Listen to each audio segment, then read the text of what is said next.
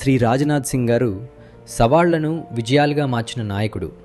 తన దూరదృష్టి మరియు అంకిత భావంతో అతిపెద్ద రాజకీయ పార్టీని బలోపేతం చేశారు.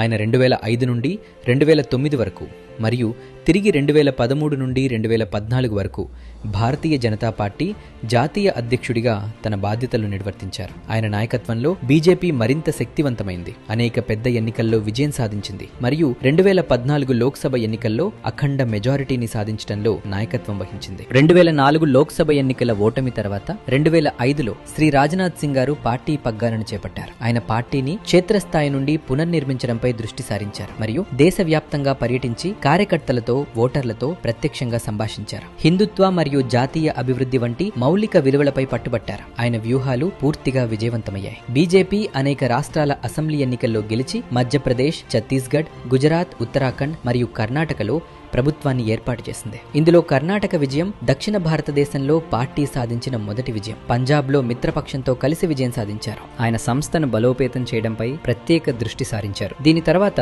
2013లో శ్రీ రాజ్నాథ్ సింగ్ గారు రెండోసారి పార్టీ అధ్యక్షుడయ్యారు. సరికొత్త శక్తితో బలమైన అభ్యర్థులను ఎంపిక చేసి కూటమిని సిద్ధం చేశారు. ఆయన నాయకత్వంలో రాజస్థాన్, మధ్యప్రదేశ్లో మూడోసారి మరియు ఛత్తీస్గఢ్లో మూడోసారి అసెంబ్లీ ఎన్నికల్లో బీజేపీ అద్భుత విజయాన్ని నమోదు చేసింది. అయితే 2014 ఎన్నికల్లో పార్టీని చారిత్రాత్మక విజయపదంలో నడిపించడం ఆయన సాధించిన అతిపెద్ద ఘనత. ఖచ్చితమైన వ్యూహం మరియు శ్రీ నరేంద్ర మోదీ గారిని ప్రధానమంత్రి అభ్యర్థిగా ప్రకటించడంతో బీజేపీ 282 సీట్లు గెలుచుకుంది. అదే సమయంలో ఉత్తరప్రదేశ్లో మాత్రమే ఎన్డీఏ 80 సీట్లలో 73 సీట్లు గెలుచుకోవడం ద్వారా ఆయన పట్టును నిరూపించుకున్నారు. శ్రీ రాజ్నాథ్ సింగ్ గారి సరళమైన, ప్రభావవంతమైన నాయకత్వం, ప్రజలతో అనుబంధం, సంస్థాగత ఐక్యత మరియు స్పష్టమైన వ్యూహాలు బీజేపీని ఒక విజయవంతమైన శక్తిగా మార్చడంలో నిర్ణయాత్మకమైనవిగా నిరూపితమయ్యాయి.